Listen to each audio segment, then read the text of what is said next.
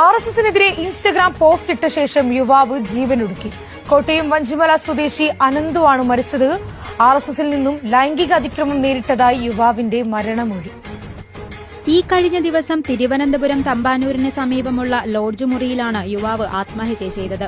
തന്റെ ജീവിതം തകർത്തതിന് പിന്നിൽ RSS ആണെന്ന ഇൻസ്റ്റഗ്രാം പോസ്റ്റിട്ട ശേഷമായിരുന്നു ജീവനൊടുക്കിയത്. കുറിപ്പിൽ പറയുന്നത് ഇങ്ങനെ: തനിക്ക് RSS ശാഖയിൽ നിന്നും ലൈംഗികാതിക്രമമുണ്ടായി. മാനസിക ശാരീരിക പീഡനങ്ങൾ നേരിട്ടു. ഇത് തന്നെ മാനസികമായി തളർത്തി. തന്റെ സഹോദരിയെയും അമ്മയെയും ഓർത്താണ് ഈ കാലം അത്രയും ജീവിച്ചത്.